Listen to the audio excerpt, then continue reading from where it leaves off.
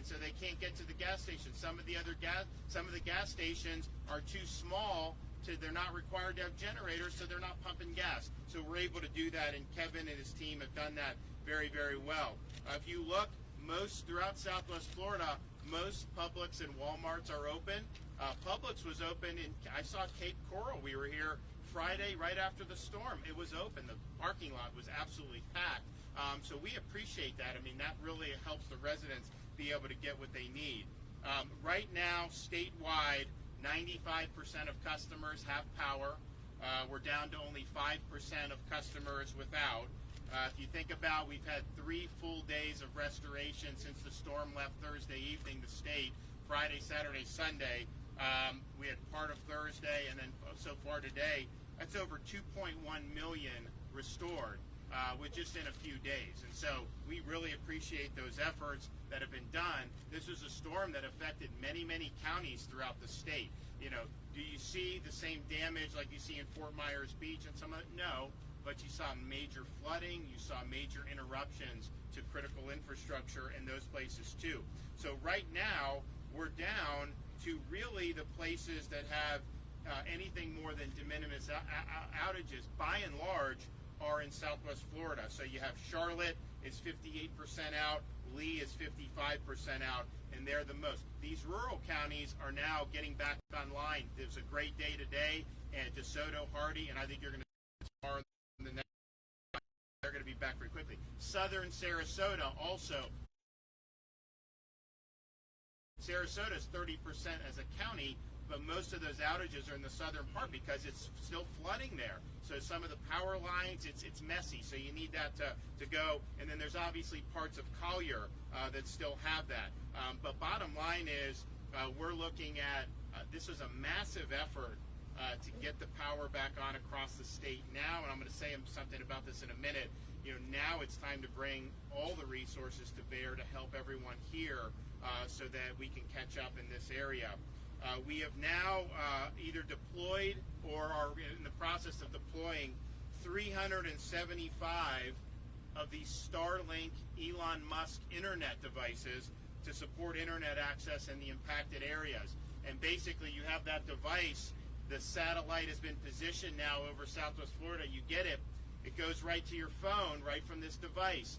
And I did a press conference in Hardy County, rural county, and we did it on Wi-Fi, on the Elon Musk Wi-Fi, and it was crystal clear. I mean, it was like almost like watching a movie, you know, on your big screen. And so this is a really good tool.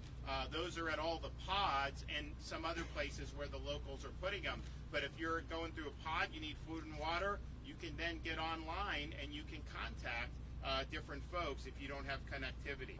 So we're here, we're happy to be here because we have a lot of really great and important announcements.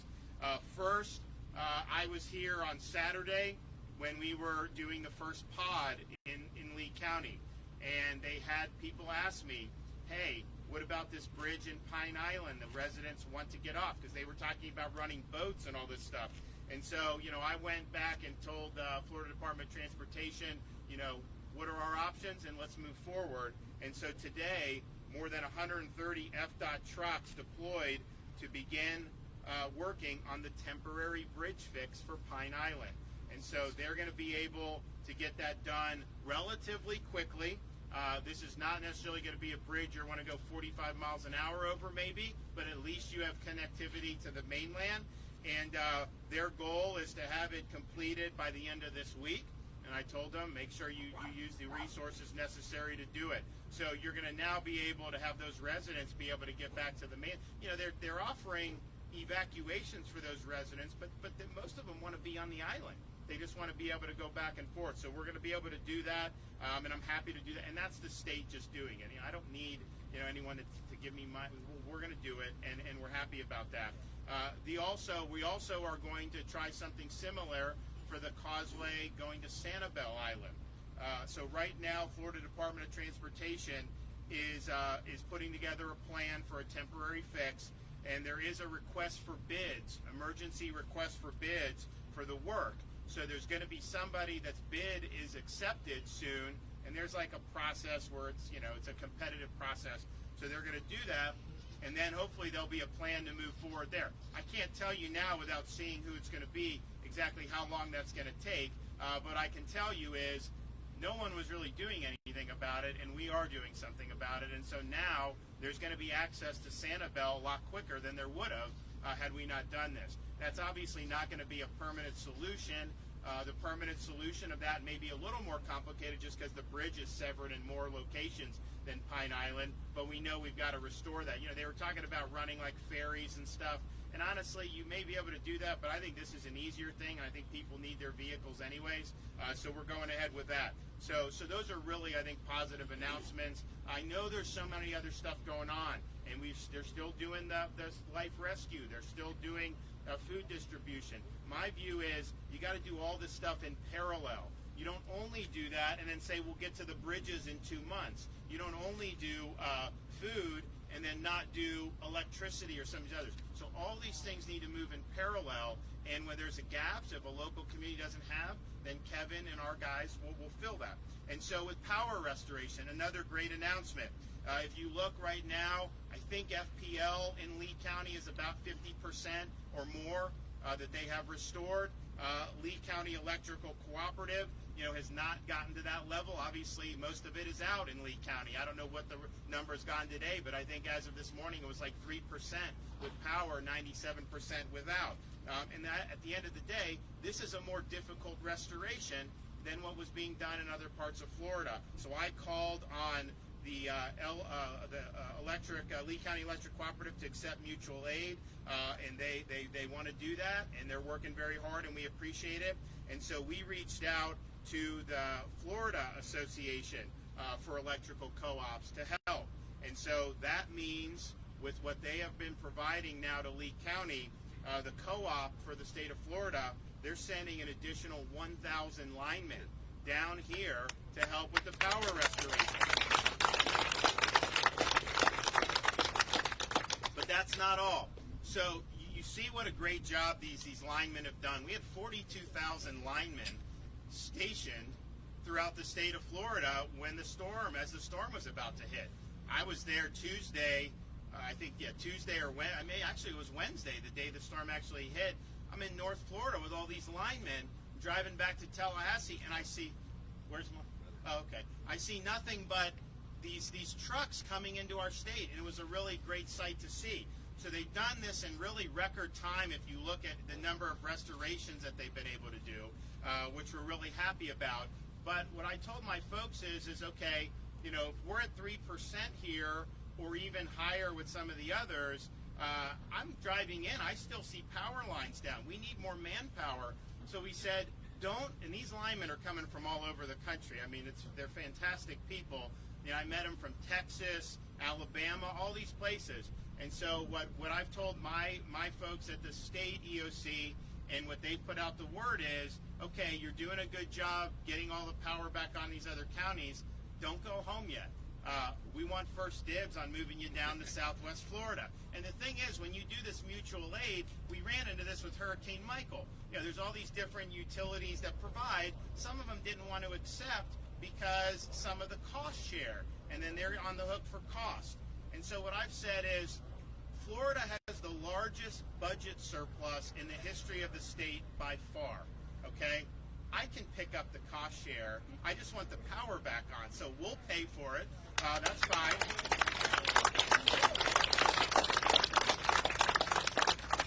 And we do have Melissa from Duke is here, president of Duke for the state of Florida. So Duke they helped get the big things on for Hardy and DeSoto today. So they've gone up dramatically. I think that's going to be done relatively soon.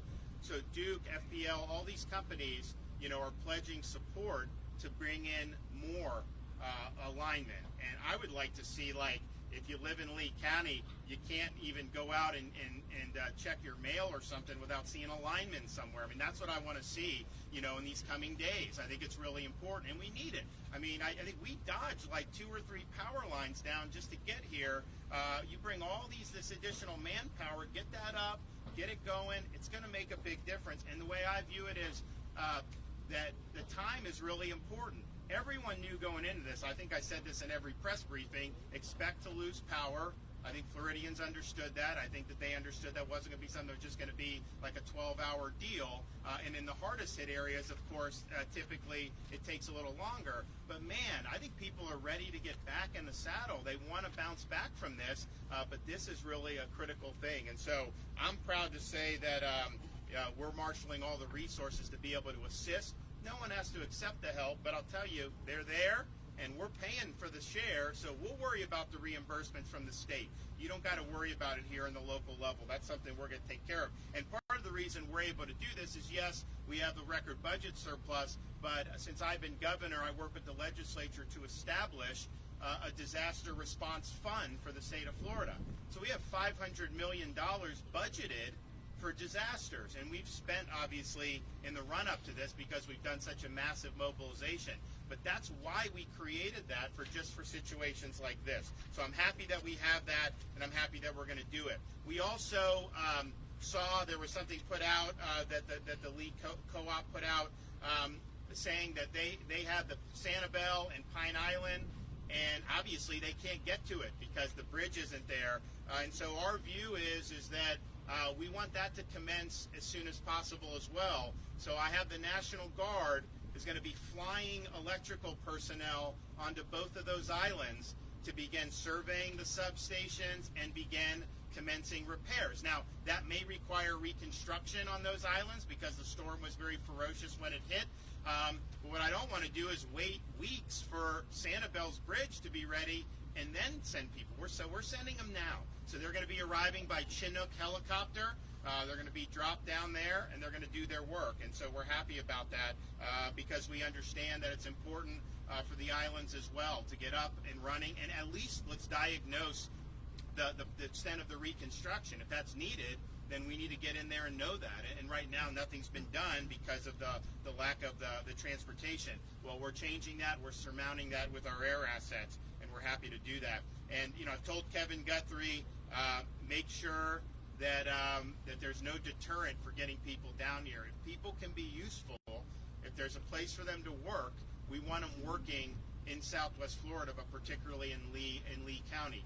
And he's got that message. And again, we're picking up the cost share, so don't worry about that. And so we're happy that the Lee County Electric Cooperative updated its restoration timeline. It had initially been October 23rd for all the non-Barrier Island communities. They updated that to October 8th. Obviously, with this manpower, you know, you have a chance to really make some headway. And we hope that Sanibel and Pine Island can be on some kind of a schedule once we get the folks dropped in there with the Chinooks and they can go see and survey the extent of the damage. But bottom line is, you know, we need to all work together right now, and we need to get people back up on their feet. I am really, really thrilled at the speed in which the power has been restored throughout most of the state. I mean, to have 5% without power after a storm of this magnitude came through, you know, just Wednesday afternoon, evening here, and didn't even leave the state until Thursday evening, you know, that was pre-planning, pre-staging, and really working hard to get it done. And so this is kind of the final piece to do that right here. Third announcement. We understand that part of the county is still having problems with this water main break, some of the issues with the running water. When this happened, they reached out to us to ask FEMA for support. FEMA sent the Army Corps of Engineers to go help them. You know, at the same time, you know, we understood. I mean, the Army Corps may diagnose. They may not necessarily be able to reconstruct or to patch it. And the thing is, we want to fix, and we want this to be able to go. So I asked Kevin Guthrie to mobilize additional assets to help fix some of these problems with the water mains throughout the county. And so we have now, Kevin, right now, we're there, right? Yes, sir. We're there bringing the PSI back on. So they are on site now. We have one of the top engineering firms in the world. These are guys that went to MIT. They're there, and we basically said, you know, we want water to people's homes and businesses, and that's really what we're doing. And again, we're accepting the cost on that as the state, even though it's not a state utility or anything the state really is involved with, because, you know, we've got the resources and we have the sense of urgency. So I'm hoping that we'll continue to see good efforts. You know, the mayor, he's going to come up and talk. You know, they have water, but you have the sewage, and so they need some generators to help with some of these pump and lift stations. So we're going to be doing, I think, 100 generators, right? Yeah, so we're delivering 100 generators to the city of Cape Coral for the sewage, and they're going to be able to straighten that out. So I think that's going to be really important to be able to do. Finally, I just point out that we enacted during the legislative session, and it went into effect October 1st, a gas tax holiday for Floridians. And so 25 cents off every gallon. I think I was actually looking. I actually saw gas once the holiday went into effect in one part. I think it may have been DeSoto or Hardy. It was under $3. I haven't seen under $3 gas in what, a year and a half or almost 2 years. I mean, you go back to January 2021, and so that's going to help provide relief. I think now, because of the gas tax holiday, I think we're in the top 10 for lowest gas prices in the country. And so, in a time like this, I mean, what better time could it be to get some relief at the pump? And we're happy that that's in effect, and we hope that saves Floridians a lot of money over the coming months. So, okay, well, we have an update. We have Dane Eagle, Kevin Guthrie, Melissa from Duke will speak, and then we'll have it here from the mayor. Well, I want to thank the governor from the bottom of my heart, not as one of his agency heads, but as a native of Cape Coral in Southwest Florida. To see this mobilization, it is one of the fastest and largest in Florida's history, and it's thanks to this man right here. So as your friend and neighbor, as a former Southwest Floridian, I hope that you have hope and faith in what you've heard today. The governor does not take no for an answer. He charges through obstacles with the full weight of the state behind him, and you're seeing that the results and the announcements that we've made today. So that is extremely exciting. Governor, I thank you. Okay. Two quick announcements on economic recovery, thanks to the governor and what he's been able to allow us to do through DEO. My job as Secretary of DEO is to help with economic recovery. We're working with businesses to make sure supplies are on the ground, businesses are open, they have what they need, working with Kevin's team for generators, things like that. Two things that you can take home with you, floridadisaster.biz, floridadisaster.biz. There you can file for disaster unemployment assistance. We know that a lot of people are without work through no fault of their own. We want to help you get through this gap. You can apply and be eligible until you can find gainful employment. Number two, businesses who are hurt. We need to know what's going on. We need to know why you're out of business, you know, your losses, what's going on. We know why, but your situation. You can fill out the survey, the business damage assessment survey, both things, floridadisaster.biz. Please go there today. And if you don't have internet, we're going to get it up and running thanks to the governor's leadership. So thank you. Okay. Before I bring Kevin Guthrie up, I think it's important to point out, I mentioned all the rescue missions, which is obviously, impressive, but we have more urban search and rescue teams helping mostly South Florida, but really the floods in other parts of Florida too. So really statewide than has ever been in one location since September 11th and responding to September 11th. And so that's a massive mobilization. It's made a big difference, and it's definitely helped a lot of people. Okay, Kevin Guthrie. Help and all of the agency heads that have been helping out, CFO Petronas and the Fire Marshal's Office with the Urban Search and Rescue and Fire teams. Thank you from the bottom of my heart.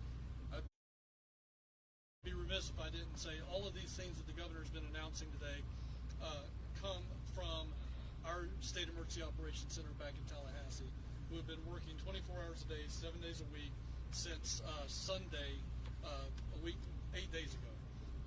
They have given up their time, which that is their job, and they are grateful to do. But especially our logistics section, they are moving heaven and earth, getting generators.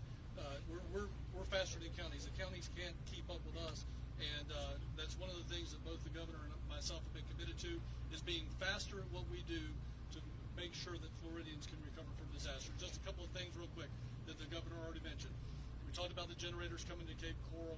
Those generators are being mobilized right now. They will be put on the trucks. They will start moving in from around the area. We have 5 logistical staging areas all around the state. Those things will be moving from as far away as North Central Florida all the way down to right here in Lee County to get the necessary generators in place to help bring this back online. Number 2, as the governor said, we've got a world-class company that is working on the the Lee County water system. They have done maintenance on that system before. They've done work on that system before. And I'm glad to say that in a county gaggle that we did earlier today, they are already starting to recharge PSI to those lines. So people are already starting to come back online with water. So I'm very, very proud of that.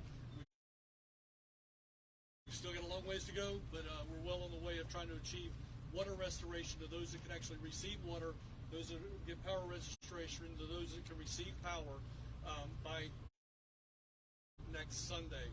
I'm shooting for 100% by next Sunday, both power and water. Again, Governor, thank you so much for your leadership. Thank you for your support.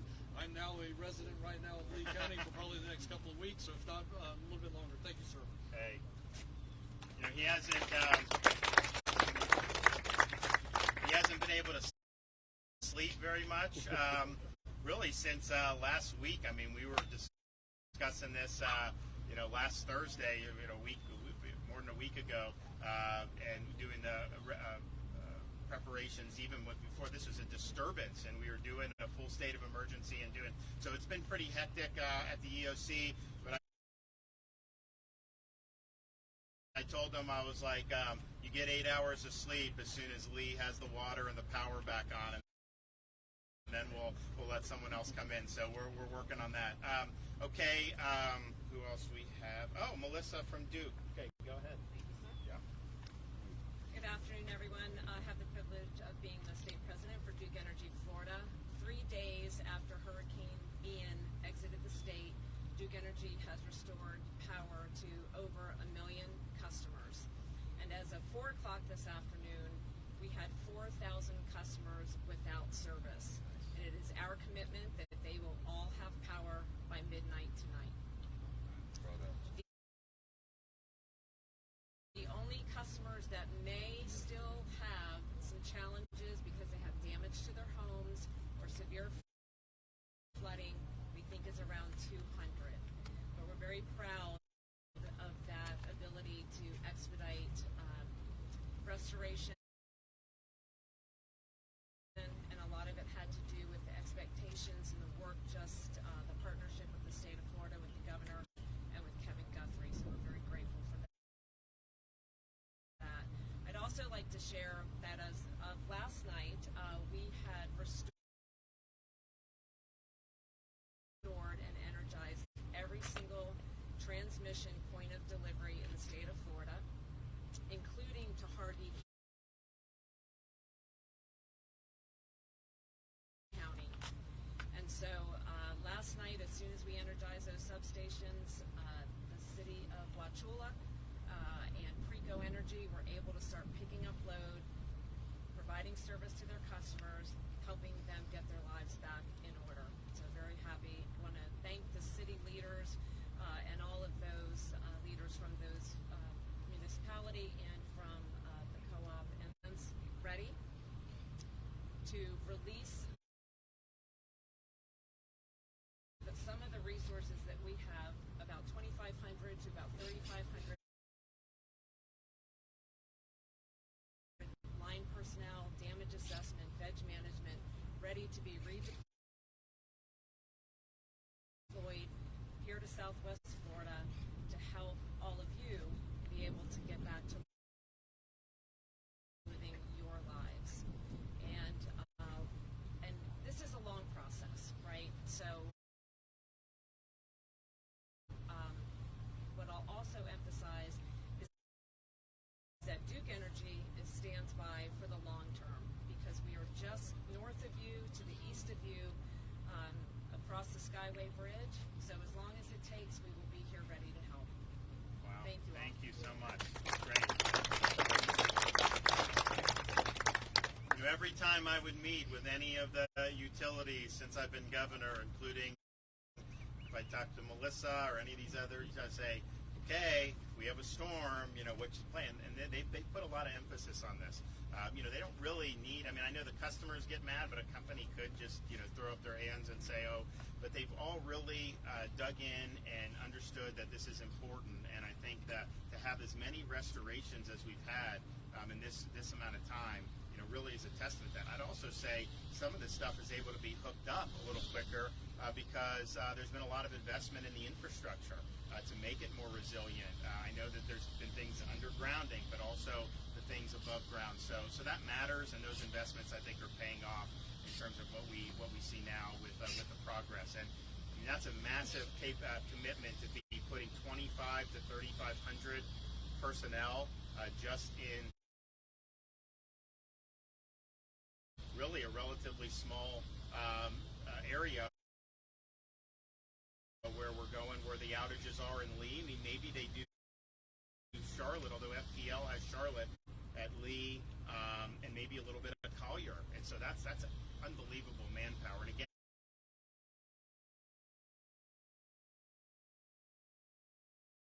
we're happy to be directing that as a state, and we'll handle the reimbursements and everything on our end. Don't worry about that. But one thing I would say, speaking of reimbursements, before I bring the mayor up, because it applies to municipalities and counties, debris. You get 100% of your cost for debris removal. State of emergency on Friday, I guess, what was that, the 22nd or 3rd? 23rd, yeah. So they've done it since the 23rd, which basically means we've already chewed up a lot of that time. A lot of the localities have not contracted with people to remove debris. And maybe we'll try to get more than 30, but I would not count on that. So I would just get that going. You see the debris.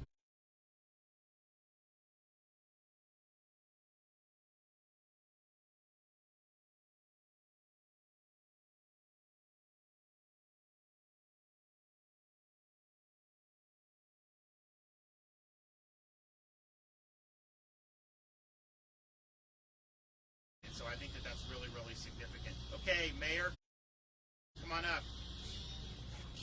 Thank you very much, Governor. Good. I want to thank you for coming out to our city. We really appreciate it and everything that you're doing for all the Floridians and our residents here in the city of Cape Coral. As you all know, our priority focus right now is water, sewer, and electricity. Water, we got 100%, has been energized. We're working on our sewer system. As the governor mentioned earlier today, I reached out to his office and actually spoke with his wife and told him what we needed for our sewer was generators, because we have over 400 lift stations throughout our city. Now that we have water on, our lift stations are failing. As soon as I made that phone call, he was right there. He stepped up to the plate just like he has each and every time. I've had constant communication since this event, either with him or his senior staff. They've been there all the way. So thank you very much. We appreciate that, because we know we can't do it alone. We need not only state's help, but federal help. Also, I've reached out to Congressman Donald on several occasions, and federally, they're there to do what they need to do as well. We'll get through this together. Everyone that stands behind me as a team, we all are working together for our residents to make sure that we overcome this horrible, catastrophic event. Thank you again, Governor.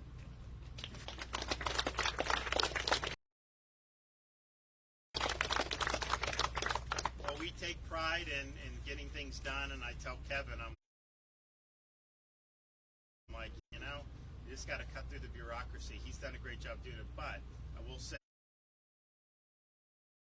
as proud of as we are of that, if you really want to get things done, enlist the First Lady in it, and she will get it done, and then some.